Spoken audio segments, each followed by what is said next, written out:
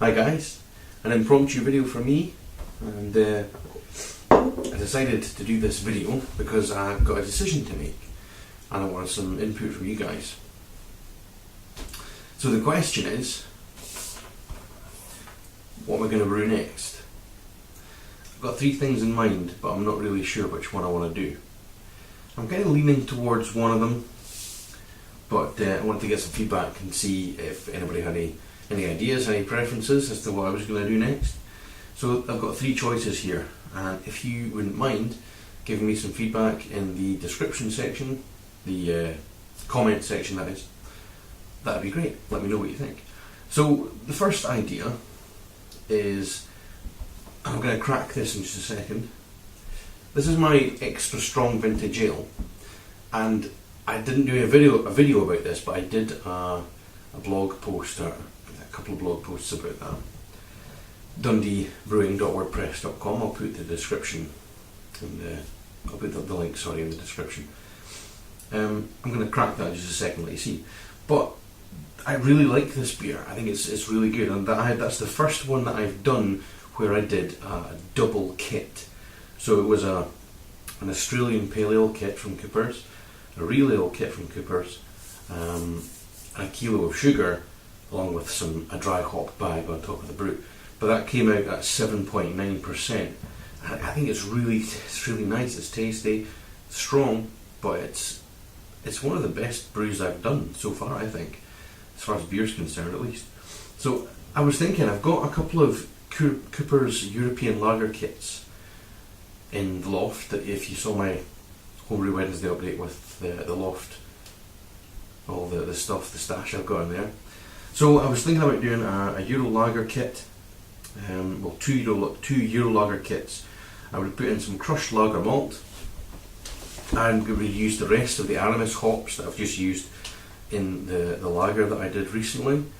I'd boil and steep that, and then I would shove in a kilo of sugar as well, because the idea here would be to try and make a super lager, basically. Something that comes out about 8%, about the strength of the ESVA that I've got here. So that's choice A. Choice B is the 30 bottle Merlot wine kit. I did a Chardonnay kit. That turned out really good. Some delicious wine came from that. I wouldn't be getting 30 bottles out of it, as you probably know if you've seen my videos before. I would probably get around 25 bottles out of it, because I'd short brew it, and then you'll have various issues where you would have something left in the bottom of the fermenter if you couldn't quite get all the way down without getting up some of the trub into the siphon when you rack to secondary. So that's choice B. Choice C, now I'm going to have to grab this down from my homebrew bucket, bear with me a second.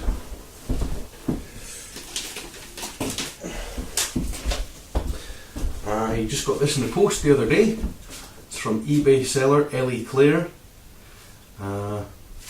I'll put a link to her shop in my description as well. She's a good eBay seller, lots of good homebrew stuff, and I don't know, maybe you won't recognise this, maybe you will, but it's Alcotech 48 pure turbo yeast, super yeast, and it says here, basically it's not designed for fermenting fruit or malt sugars.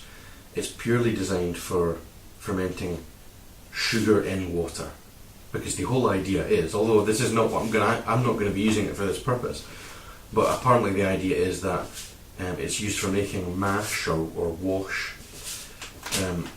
So you can get, if you put 6 kilos into 21 litres of water, then you'll have 14% alcohol in 48 hours, which is crazy, really. That's serious stuff.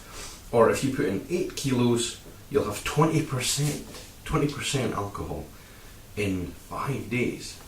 So you can have 21 litres of 20% alcohol in 5 days' time.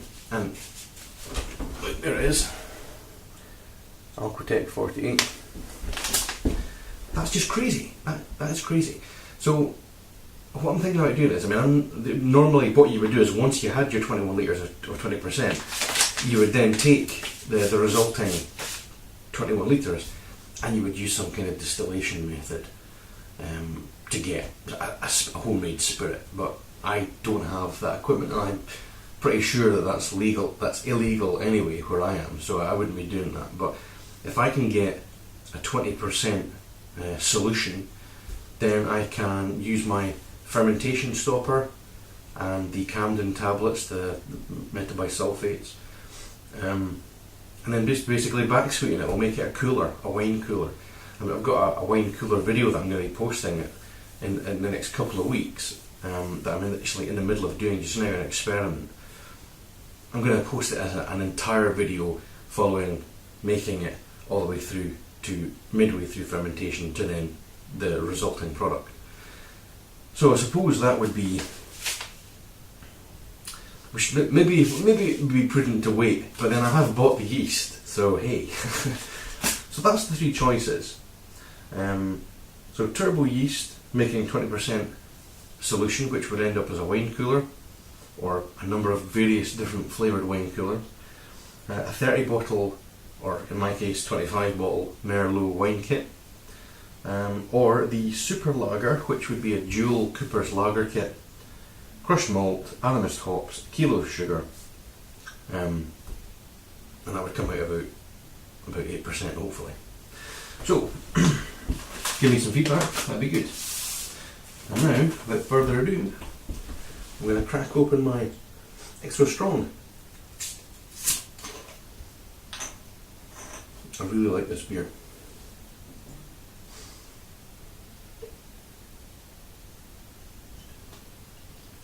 And though it's been in the bottle about 4 weeks. Now, it does actually have fairly decent head if you allow it to have it. I poured it quite gently there because it foams up. I only primed it with a teaspoon of sugar per, so I mean it's quite well carbonated, but it's delicious. It's got a mild hops aromatic to it.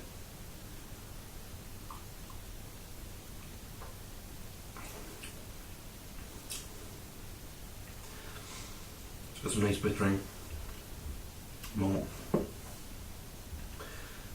I don't claim to be any kind of great beer reviewer, and a lot more guys will be able to pick out better flavours than I can. But to me, it's 7.9, so it's nearly 8%, but it doesn't taste like 8% to me, which I suppose is dangerous or good from whatever perspective.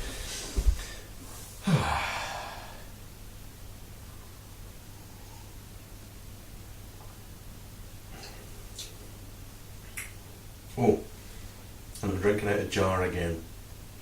The wife thinks I do it to annoy her. The presumption. I explained to her that I don't do it to annoy her.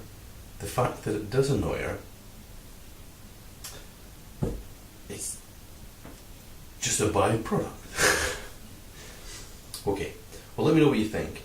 Homebrew Wednesday, I'm not sure what I'm going to be doing. I'm hoping to get some feedback fairly quickly on this so that I can get this brewed up this weekend. I've got Saturday, Sunday and Monday, because Monday's a bank holiday here in the UK. So I'm going to try and do something this weekend. We'll see what people think, and let's get it going. Cheers!